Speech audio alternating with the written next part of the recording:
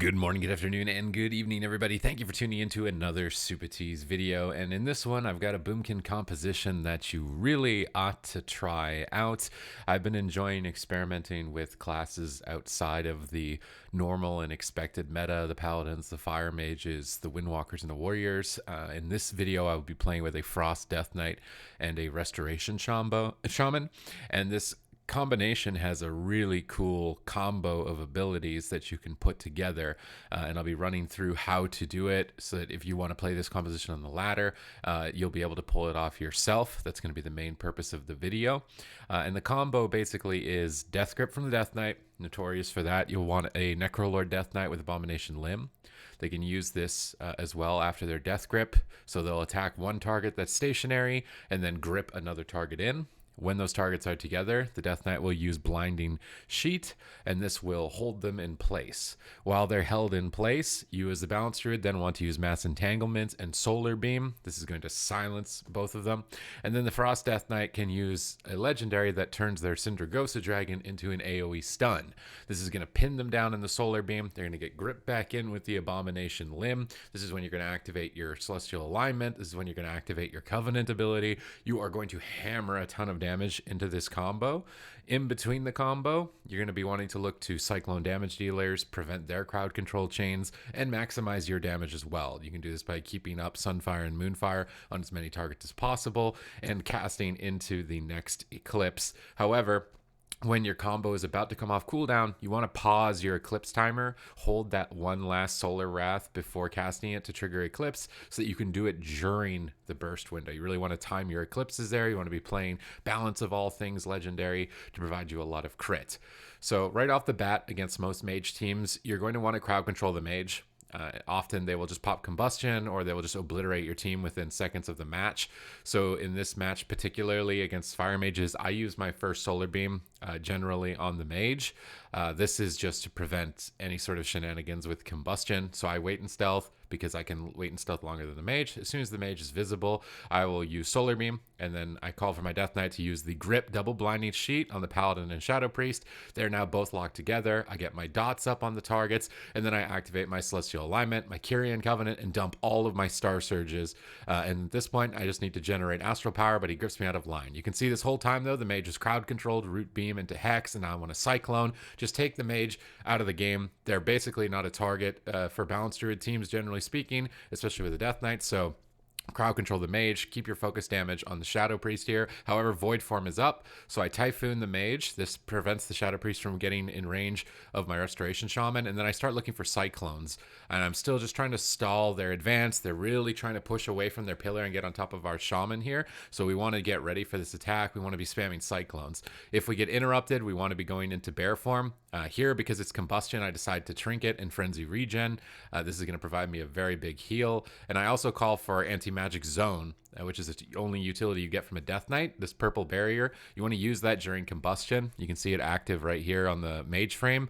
This purple barrier, you just stay inside and you spam Regrowth and you heal yourself up. You get a conduit to increase the healing of Regrowth when you cast on yourself. Very good against mage teams that are targeting you. So in these situations where they don't have an interrupt, you just heal yourself up. And then when the crowd control is over on your Shaman, you want to start talking to your Death Knight. Hey, when is Blinding Sheet up? Hey, when is the Death Grip up? You can crowd control the Holy Paladin. Just attack the DPS, preferably the Shadow Priest, as it's more stationary. You want to be gripping one more stationary target to another so that it's less likely to escape. And you just want to be doing as much damage as possible during this downtime. You can trigger Eclipse during this period. And then you'll be able to get a lot of damage out. You can see the Shadow Priest at about half health. I then try to cycle the Shadow Priest at low health. I also recommend running this Honor talent where when you proc Eclipse, you'll get a circle on the ground, which reduces interrupts and silences. Very good against mages in particular. As you can see, it got value there on both the Venthyr Covenant ability as well as the counterspell, and allowed me to freely cast.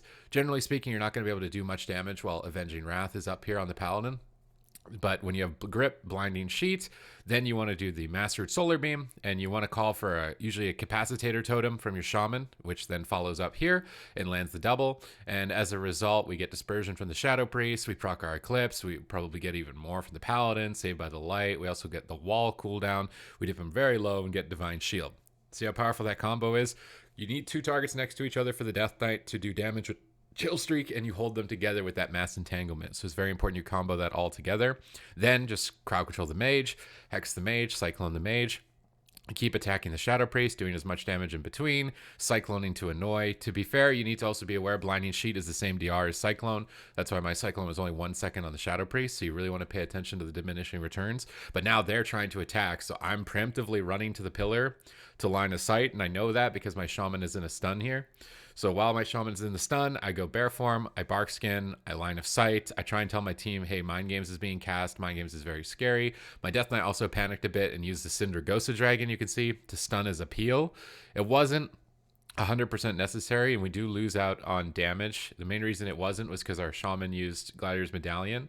However, Medallion used outside of the combustion window can often cost you the game. So now in this position, because none of my teammates have their Gladiator's Medallion, we're very afraid of their next attack. We're going to just kind of play more passively, but the enemy team is also afraid because they've used Divine Shield and they have no Gladiator's Medallion. So both teams are in this really awkward position. I'm just staying at the pillar, lining the mage, trying to max out my damage on the Shadow Priest, get my Star Lord stacked up to 3, really hammer down as much damage as I can here, and get ready for their push and really try and figure out who they're going to attack, because it could be really anyone on my team. I'd say I'm less likely afraid of my Death Knight being the target, but between my Shaman and myself, we're both highly vulnerable to this combustion that is likely available from honor talents the Fire Mage has to reduce its cooldown. So I think at this point, if we chase the Shadow Priest, we're going to get overextended. So it's more important to switch to a closer wizard. If you chase the Shadow Priest to the left there, if the Death Knight chases the Shadow Priest, it's too far. So on this map in particular as well. So go after the Mage because it's closer. And then we're going to do the same Death Grip strategy, just with the Paladin to the Mage.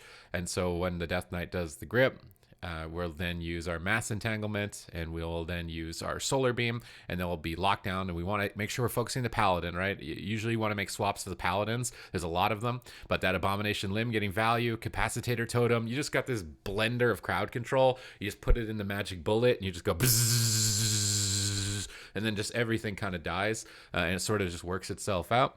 You can call it magic bullet cleave if you want.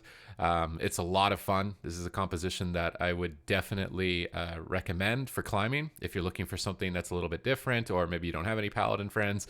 And there's a couple Frost Death Knights out there. I know a lot of Frost Death Knights were super excited. Here you see Meteor on the ground. You want to stand in that with whoever is being hit, because the damage splits into multiple targets. So don't just immediately run out of that unless you know that you're the only one in it and you can get out of it. Sometimes it's better to just soak it with your teammate.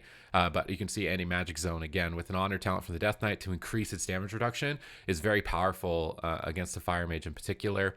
This composition, we were queuing around 2,700, maybe pushing 2,800. If we had kept playing it, I think it's a composition that does very well into a lot of compositions that are currently meta, especially all the melee cleaves.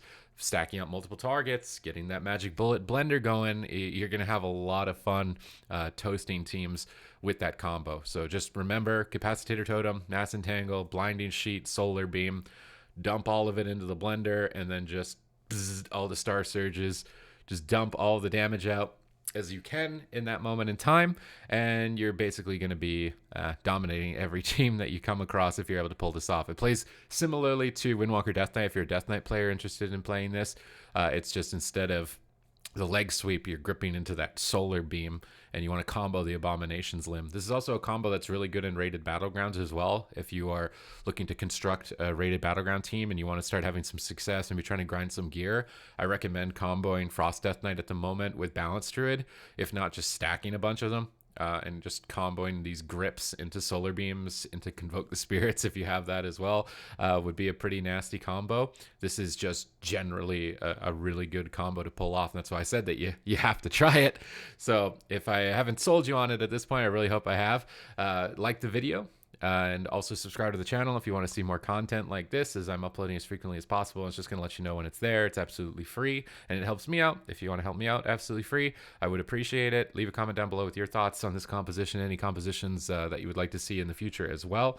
And other than that, thank you very much for watching the video, and I will see you in the next one.